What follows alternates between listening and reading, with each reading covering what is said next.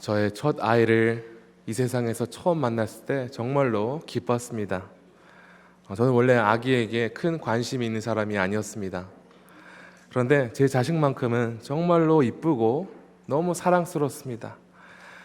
하지만 첫 아이가 태어났을 때 저는 아기에 대해 별로 아는 것이 없는 초보 아빠였습니다. 말로만 들었지 아기를 키우는 일이 그렇게 육체적으로 정신적으로 힘들고 또 아기를 잘 돌보기 위해서 매일 해야 되는 일이 그렇게 많은지 처음 알게 되었습니다. 그리고 아기가 그렇게 무능력하며 자신의 부모에게 온전히 의존해야 하는 존재인지 제대로 알게 되었습니다. 그런데 육아에게 있어서 모든 것이 처음이었던 초보 아빠에게 있어서 제일 어려웠던 한 가지가 있었습니다. 아이를 잘 재우는 것.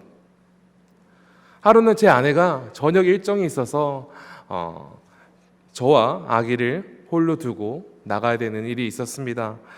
그때까지만 해도 저와 아기가 단둘이 있었던 것은 처음이어서 아내도 큰 걱정을 하며 외출을 했고 저도 많이 걱정이 되었습니다. 그래도 처음 몇 시간은 괜찮았습니다. 맘마도 같이 맛있게 먹고 같이 재미있는 놀이도 하고 그런데 아기가 울기 시작했고 드디어 아기를 재워야 하는 제일 큰 난관에 부딪혔습니다. 아기를 이렇게 눕혀서 배를 토닥토닥도 해보고 자장가도 불러줘보고 여러 가지 시도해도 울음을 그치지 않습니다. 그래서 마지막으로 아기를 제 품에 품고 아기를 토닥이며 재우기 시작했습니다. 저는 좀 열이 많은 편입니다. 그런데 또 그 온기가 있는 아기를 안고 30분 동안 이렇게 재우다 보니 제가 땀으로 다 젖게 되더라고요. 그런데 다행히도 아기가 잠에 들었습니다. 저는 그 감격의 순간을 아직 잊지 못합니다.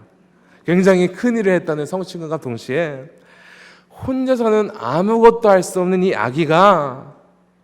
아기에게 제가 반드시 필요한 사람이라는 사실에 참 기뻤으며 감사한 마음이 들었습니다.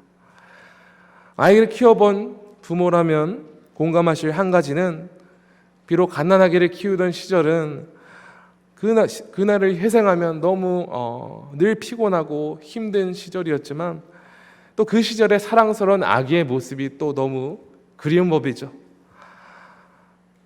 또 동시에 혼자서는 아무것도 할 수 없고 온전히 부모에게 의존해냈던 아이들이 오늘 지금에 이르기까지 건강하게 무럭무럭 자라는 것이 너무 대견한 동시에 하나님께 감사한 마음이 가득합니다.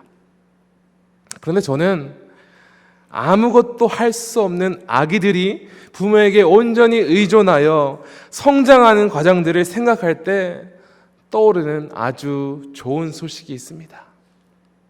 그 소식은 스스로 아무것도 할 수 없을 뿐만 아니라 아무런 소망도 없는 죄인들을 죄의 심판에서 건져내 주시고 오직 주의 은혜와 능력으로 말미암아 소망 없는 자들에게 주의 거룩한 백성으로 살아가도록 인도하신 놀라운 복음의 소식입니다.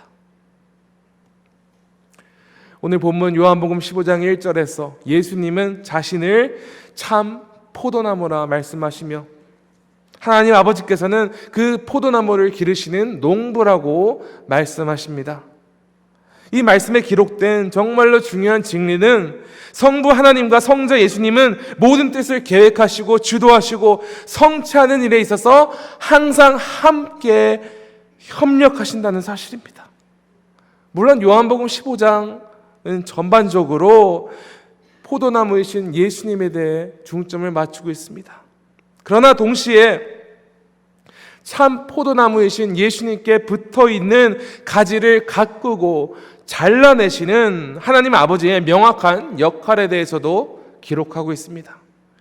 2절입니다. 물은 내게 붙어있어 열매를 맺지 아니하는 가지는 아버지께서 그것을 제거해 버리시고 무릇 열매를 맺는 가지는 더 열매를 맺게 하려 하여 그것을 깨끗하게 하시느니라. 이 말씀에 의하면 포도나무이신 예수님께 붙어있는 두 부류의 가지가 있습니다. 열매를 맺지 못하는 가지와 열매를 맺는 가지. 그리고 이 두 부류를 향한 하나님의 입장은 매우 명확합니다.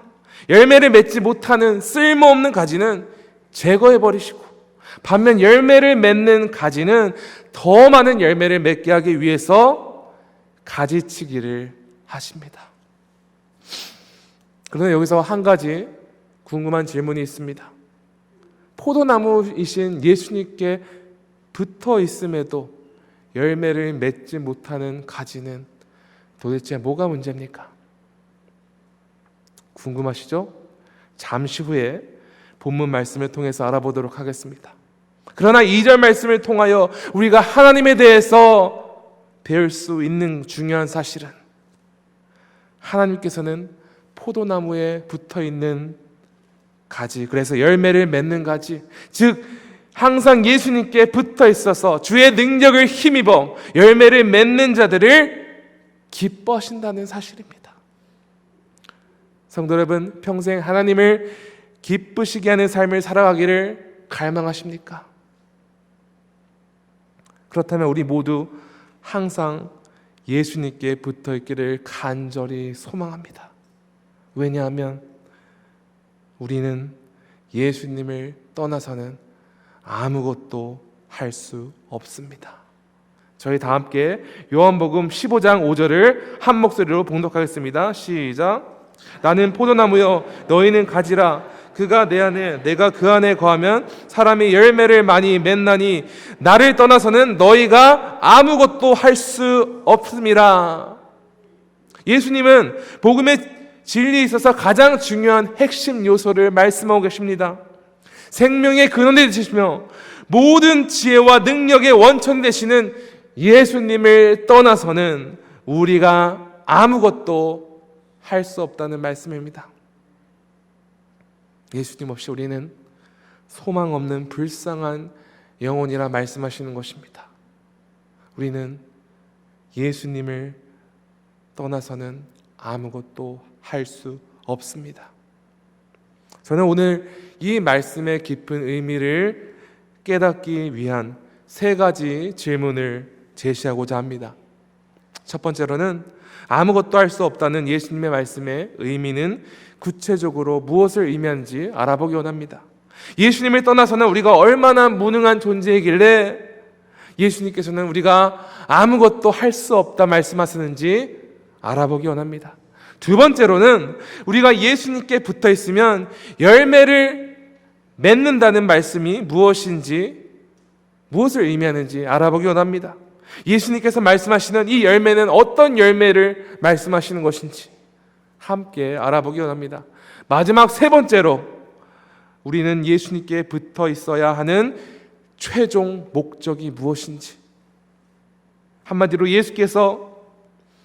하나님께서 예수님께 붙어 있는 주의 백성들을 통하여 이루시고자 하는 뜻이 무엇인지 함께 알아보기 원합니다. 첫 번째 질문입니다. 예수님을 떠나서 우리가 아무것도 할 수 없다는 말씀의 의미는 무엇입니까? 제 첫째 아들이 지금보다 조금 어렸을 때 기차를 그렇게 좋아했습니다. 그래서 저희 가족은 기회가 될 때마다 기차가 있는 박물관을 찾아갔고요. 또 과거에 운영됐던 기차 철도와 전시되어 있는 기차 전시물을 방문했습니다. 솔직히 말씀드리면 저는 기차를 구경하는 것에 큰 취미가 없습니다. 흥미가 없습니다. 하지만 그 기차를 보고 기뻐하는 아들의 모습을 보는 것에 관심이 있죠. 하루는 북부 버지니아 비엔나라는 곳에 올드타운 분위기가 나는 곳이 있습니다. 그곳에 또 기차가 있었겠죠. 그곳에 갔는데 첫 번째 사진을 보시면은 이렇게 빨간 카부스, 저 옛날 그런 참 이쁜 이런 빨간 카부스가 있었습니다. 지금은 사용되지 않는 철도 위에 있지만 전시물로 이렇게 가서 구경할 수 있었습니다. 다음 짧은 영상을 보시면은 그 카브스에서 정말 기쁜 모습으로 이렇게 만끽하고 있는, 혼자만의 그 상상의 나라를 펼치고 있는 아들의 모습을 볼 수 있습니다. 이런 영상을 보시면은 과연 이걸 내 아들은 알고 있을까? 네, 아들에게 허락받고 여러분에게 보여드리는 겁니다. 그리고 지금 집에서 또 자신의 모습을 보면서 매우 기뻐하고 있을 것입니다. 그런데 저는 솔직히 말씀드렸지만 이 카브스를 보면서 아무런 감동이 있지 않았습니다. 왜냐하면 과거에는 많은 사람들이 이용했던 카브스 기차였겠지만 지금 현재는 엔진 기차와 분리되어서 홀로 외로이 전시되는 전시물에 불과했기 때문입니다. 그런데 이날부터 약 8개월 후 저희 가족은 기차를 좋아하는 아들을 데리고 실제로 운영이 되는 증기기관차를 타러 갔습니다. 다음 사진을 보시면 옛날 미국 영화에 나올 것 같은 굉장히 건사해 보이는 증기기관차가 보입니다. 물론 이 기차는 예전처럼 도시에서 도시로 이동하는 목적으로 사용되지 않고 있지만 약 40분 정도 왕복 이 증기기관차를 경험하기에는 충분했습니다. 또 제 아들이 굉장히 기뻐했죠. 엔진 기차와 떨어져 있는 전시물 카브스를 보고 기뻐하던 아들이 직접 두 눈으로 함께 연결되어 있는 것을 보고 또 실제로 그 기체를 타니 이것은 전혀 차원이 다른 경험이었습니다. 결론적으로 말씀드리자면 엔진 기차와 분리된 전시물로서의 카브스는 잠시 동안 우리의 눈을 즐겁게 해줄 수 있습니다. 그런데 실제 세계에서 엔진 기차와 떨어져 있는 카브스는 기차로서는 아무런 기능도 하지 못하는 전시물에 불과합니다. 그런데 이 원리는 오늘 본문 말씀에서 예수님께서 말씀하신 포도나무와 가지 관계에도 똑같이 적용이 됩니다. 15장 6절입니다. 사람이 내 안에 거하지 아니하면 가지처럼 밖에 버려져 마르나니 사람들이 그것을 모아다가 불에 던져 사르느니라. 땅에 떨어진 나뭇가지를 발견하고는 아직 열매가 맺을 소망이 있다 기대하는 사람은 아무도 없을 것입니다. 왜냐하면 포도나무에서 떨어져 나온 가지는 열매를 맺지 못할 뿐더러 말라 죽은 상태로 땅바닥에 버려져 불에 던져질 땔감으로밖에 사용될 수 없기 때문입니다. 포도나무는 단지 가지가 열매를 맺을 수 있을 정도의 영양분을 전달하는 존재가 아닙니다. 포도나무는 가지가 메말라 죽지 않고 살아 생존할 수 있도록 모든 것을 공급합니다. 그러므로 포도나무를 떠난 마른 가지는 더 이상 생명이 없습니다. 그런데 우리 인간도 마찬가지입니다. 예수님을 떠난 사람은 살았으나 실제로는 죽은 자입니다. 보이기에는 삶은 화려하고 남들에게 조금 있어 보일 수는 있으나 실제로 생명의 근원이신 예수님을 떠나 있는 모든 인류는 아무것도 할 수 없는 소망이 없는 존재입니다. 서론에서 포도나무이신 예수님께 붙어 있음에도 아무런 열매 맺지 못하는 가지에 대해 질문했습니다. 그 문제가 무엇일까? 그런데 이에 대한 답은 매우 간단합니다. 가지의 열매가 맺히지 않는 결정적인 이유는 포도나무로부터 공급되어야 하는 생명력이 가지에게 하나도 공급되고 있지 않기 때문입니다. 겉으로 보기에는 포도나무에 가지가 잘 붙어 있는 것 같으나 현실로는 포도나무의 생명력을 공급받지 못하기 때문에 죽은 가지입니다. 자신을 그리스도인이라 부르면서 겉으로는 멀쩡하게 교회도 출석하고 남들이 보기에 열심히 종교 생활을 하는 사람들이 많죠. 그러나 실제로 겉으로 보이는 모습은 하나도 중요하지 않습니다. 왜냐하면 만약 그 사람이 예수님과 인격적인 만남이 전혀 없어서 삶 속에서 예수님의 능력을 힘입어 살지 못하고 있다면 안타깝지만 그 사람은 열매를 맺지 못하는 가지처럼 죽은 자이나 마찬가지입니다. 마태복음 3장 10절에서 침례 요한은 회개의 메시지를 외치면서 이렇게 말하고 있습니다. 이미 도끼가 나무 뿌리에 놓였으니 좋은 열매를 맺지 아니하는 나무마다 찍혀 불에 던져지리라. 한마디로 회개에 합당한 열매를 맺지 못하는 영혼은 죽은 존재로서 하나님께 영원한 심판을 받게 될 것이라 말하는 것입니다. 멀쩡하게 이 세상에서 누릴 것 다 누리고 사람들에게 인정받으며 살아간다고 너무 안심하지 마시기 바랍니다. 혹은 교회에 열심히 출석하고 여러 사역을 섬기며 남에게 인정받았다고 너무 안심하며 기뻐하지 마시기 바랍니다. 겉모습이 아무리 괜찮아 보일지라도 우리의 영혼과 마음의 중심이 예수님을 떠나 있으면 살았으나 실제로는 죽은 자입니다. 오직 은혜로 구원을 받아 살 소망을 얻게 된 주의 백성들은 예수님을 떠나서는 주의 백성답게 살아갈 수 없습니다. 예수님을 떠나서는 주의 제자다운 삶을 살아갈 수 없습니다.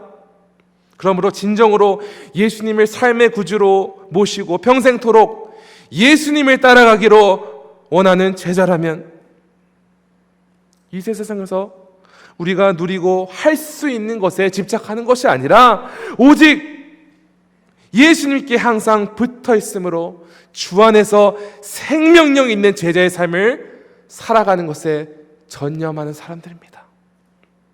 성도 여러분, 예수님을 떠나서는 진정으로 아무것도 할 수 없음을 인정하십니까? 첫 번째로 우리가 예수님을 떠나서는 아무것도 할 수 없다는 의미가 무엇인지 살펴보았습니다. 이제 두 번째로는 우리가 예수님께 붙어 있으면 열매를 맺는다는 말씀이 무엇을 의미하는지 알아보기 원합니다. 요한복음 15장 4절입니다. 내 안에 거하라 나도 너희 안에 거하리라. 가지가 포도나무에 붙어 있지 아니하면 스스로 열매를 맺을 수 없음같이 너희도 내 안에 있지 아니하면 그러하리라. 이미 충분히 살펴보았듯이 가지가 포도나무에 붙어있지 아니하면 포도나무의 생명력이 없기 때문에 열매를 맺지 못할 뿐더러 죽은 것이나 마찬가지라 말씀드렸습니다. 그런데 이 말씀을 반대로 해석하면 가지가 포도나무에 붙어있으면 능히 열매를 맺을 수 있다는 사실입니다. 그런데 여기서 중요한 사실은 그 열매는 스스로 열매를 맺는 존재가 아니라는 것입니다. 한마디로 자신의 어떤 열매를 맺을지 계획하고 주도할 수 있는 결정권이 없다는 것이죠. 가지는 포도나무가 뜻하는 열매를 맺기 위하여 포도나무에 잘 붙어 있으면 된다는 것입니다. 즉 예수님께서는 예수님께 우리가 붙어 있을 때 우리는 주님께서 뜻하시는 열매를 맺을 수 있다 말씀하시는 것입니다. 이 열매는 우리 스스로 맺어낼 수 있는 능력이 전혀 없을 뿐만 아니라 우리에게 그 어떤 열매를 맺어낼 것인가 결정권이 없는 것이죠. 신학자들이 이 열매의 본질에 대한 여러 주장들이 있습니다. 예수님의 말씀에 순종함으로 맺는 순종의 열매, 예수님의 성품을 본받는 성령의 열매, 그리고 잃어버린 영혼들을 그리스도께 인도하여 맺는 복음의 열매 등 여러 해석이 있는데 이 모두 우리 살아계신 예수님과의 생명적 연합을 통해 맺을 수 있는 열매라는 것입니다. 저희 요한복음 15장 7절을 함께 한 목소리로 읽어보겠습니다. 너희가 내 안에 거하고 내 말이 너희 안에 거하면 무엇이든지 원하는 대로 구하라. 그리하면 이루리라. 아멘. 우리는 이 말씀을 읽고 우리의 입맛대로 이 말씀을 해석합니다. 첫 부분을 생략하고 오직 뒷부분만 집중하여 무엇이든지 우리가 하나님께 구하면 주실 것이다, 마음대로 해석하는 것이죠. 그러나 다시 한번 말씀드리지만 예수님께 붙어있을 때 어떤 열매를 맺고 결정하고 그 열매를 실제로 맺는 것은 우리가 하는 것이 아니라는 것입니다. 오직 우리가 주 안에 거하고 주님의 말씀이 우리 안에 살아있어 역사할 때 주님의 뜻이 우리를 통해 이루어지는 것입니다. 디모데후서 1장 9절입니다. 하나님이 우리를 구원하사 거룩하신 소명으로 부르심은 우리의 행위대로 하심이 아니요 오직 자기의 뜻과 영원 전부터 그리스도 예수 안에서 우리에게 주신 은혜대로 하심이라. 하나님께서 자신의 독생자 예수 그리스도를 희생함으로 말미암아 우리를 거룩한 백성으로 부르신 것은 예전처럼 우리의 악한 계획과 악한 의도대로 행하게 하라는 것이 아니라는 것입니다. 우리가 예수님과 함께 죽고 함께 살았다는 것은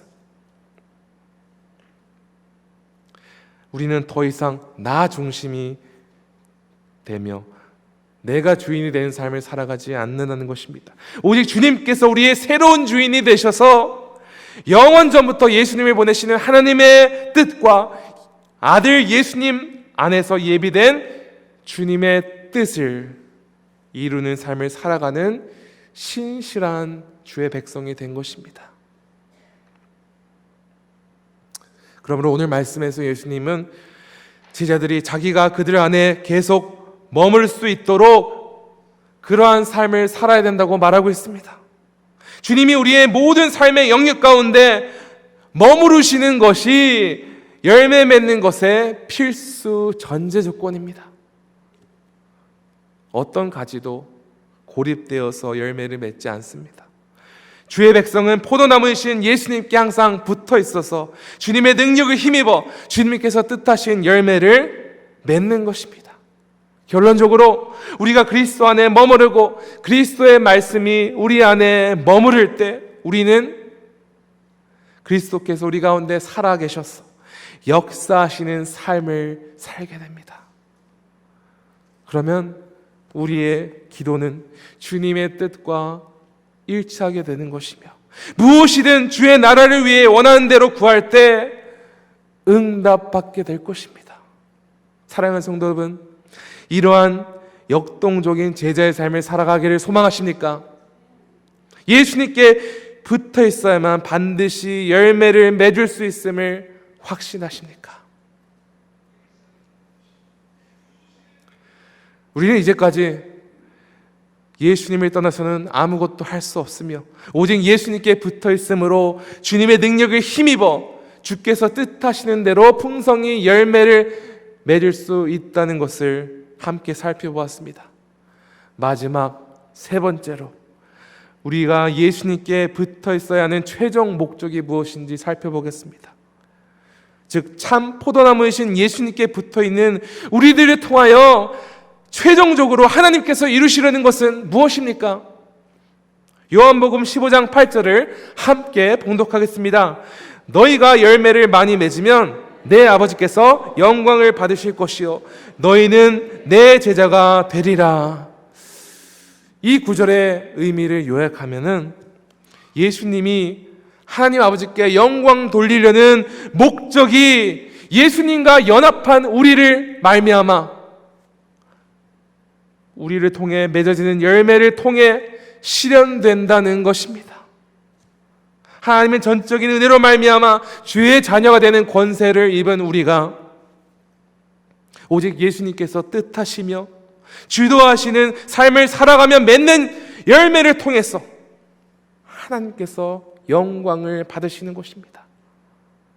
예수님은 짧은 생애 동안 이 세상에 살아가시면서 온전히 하나님의 영광을 위해서 살아가셨습니다.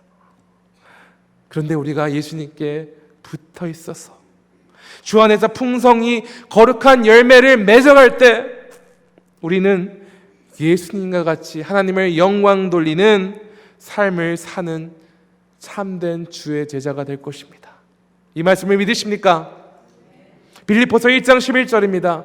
예수 그리스도로 말미암아 의의 열매가 가득하여 하나님의 영광과 찬송이 되기를 원하노라.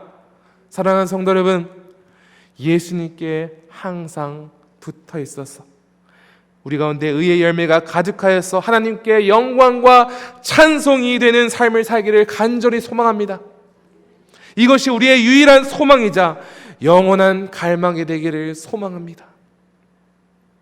저는 중학교 시절 처음으로 예수님을 삶의 구주로 영접했습니다. 그리고 중고등부 시절 예수님의 사랑 안에서 믿음으로 성장하는 시간을 보냈습니다. 그리고 대학 청년부 시절 저는 뭐든지 교회에서 열심히 섬겼고 제 삶을 다해 하나님께 헌신하며 하나님께 영광 돌리는 삶을 살고 있다고 생각했습니다. 청년부 임원부터 찬양팀 인도자, 청년 목장을 담당하는 목자로서 섬기는 등 하나님을 기쁘시게 하고 영광 돌린 삶을 산다고 자신하던 시절이 있었습니다. 그런데 언젠가부터 제 마음에 깊은 공허함이 느껴졌습니다. 이 모든 것들을 섬기느라 정신적으로, 심적으로 분주할 뿐만 아니라 제 내면에는 영적 고마움으로 가득했습니다. 그래서 저는 잠시 대학교를 휴학하고 하나님께서 저의 삶을 통해서 원하시는 것이 무엇인지 간절히 구했습니다. 어떤 직업을 가지고 앞으로 무엇을 하는 것이 하나님께 영광을 돌리는 삶인지 기도하기 시작했습니다.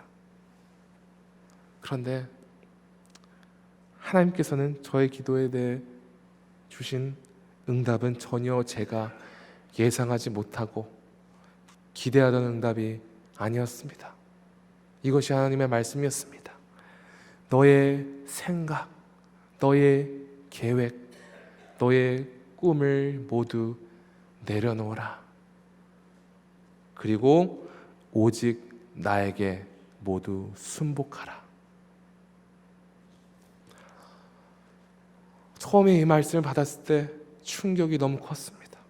그리고 제 생각과 계획과 모든 꿈을 다 내려놓는다는 것은, 그리고 주님께 온전히 순복한다는 것은 쉽지 않았습니다. 하지만 이 말씀을 받고 시간이 지나면서 큰 깨달음을 얻게 되었습니다.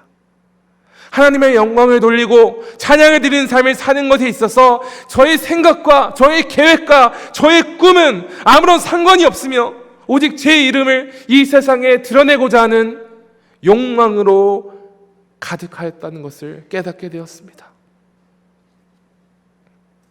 이 모든 사실을 인정하고 오직 예수님께 붙어있기를 갈망하며 예수님의 뜻이 나타나기를 소망하였을 때 저는 생애 처음으로 주 예수님의 강력하고 뜨거운 사랑을 경험했습니다. 예전에 찬양하고 기도하고 말씀 읽을 때랑은 전혀 차원이 다른 은혜를 경험했습니다.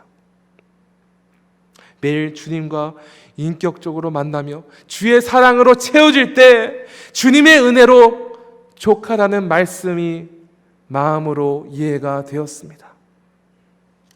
그리고 이렇게 매일 예수님께 붙어 있어 주님의 사랑과 뜻을 갈망하고 소망할 때 하나님께서 저에게 성령의 능력을 입어 세상 끝까지 주님의 증인이 되라.